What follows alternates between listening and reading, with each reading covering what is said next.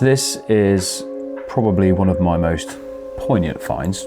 This is a World War I medal or award. I'm not entirely sure on the distinction there, but when I found this, I was bowled over, to be honest with you. I never expected to find it, and it's an incredible find. And my very first thought was, you know, I'd like to get this back to the previous owner. But that was a lot more difficult than I first anticipated, in truth. I'd had a look online myself. I thought, how hard can it be? I've got the man's name, well, at least his first initial and his surname, and what regiment he was a part of, the Royal Field Artillery and the 122nd Brigade.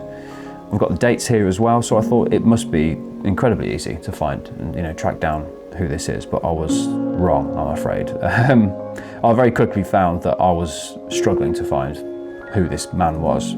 But I ended up going on to the metal detecting hub, which is full of people that are a lot more smarter than me, and spoke to, well, I put a post in there and thought, you know, maybe it'll get picked up and someone will know. And a friend of mine actually put me on to a man by the name of Evan, who goes by Saffron on the metal detecting hub, who was incredible, to be honest with you.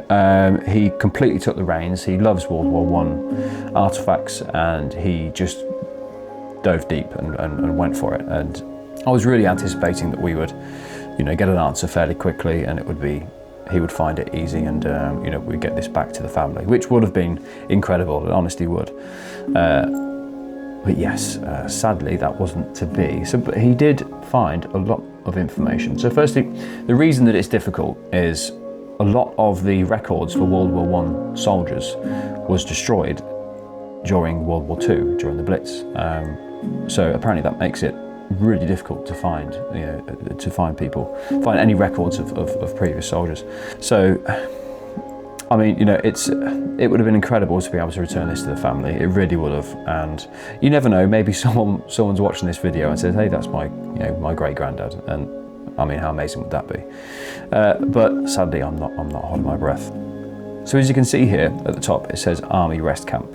And I believe the third, I may be wrong here, but I believe the third that you can see above that doesn't relate to, I thought, third place. As soon as I saw this, I thought that was, well, that's third place. It's a silver medal, but silver and third, you know, that doesn't really make sense for a start.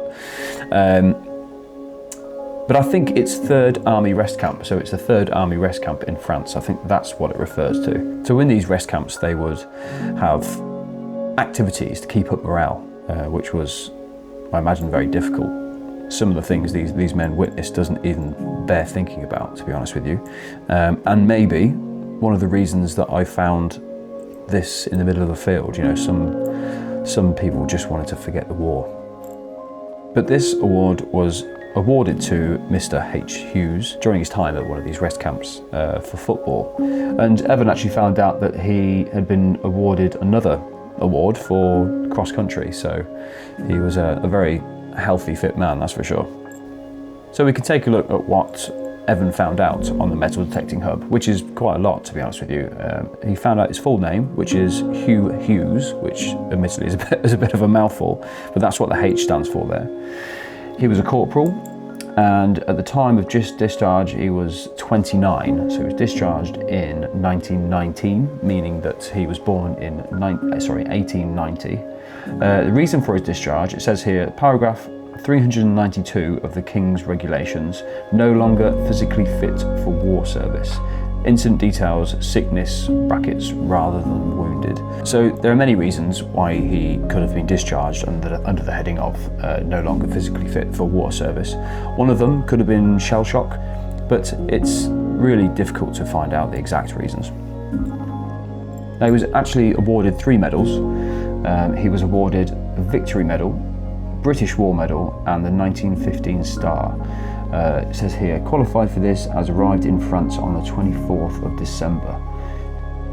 24th of December, Christmas Eve, 1915. So sadly, Evan finishes off saying, I cannot find his enlistment records, which would show more details about him, including family and where he lived, nor his service record, which would show much more about his military service.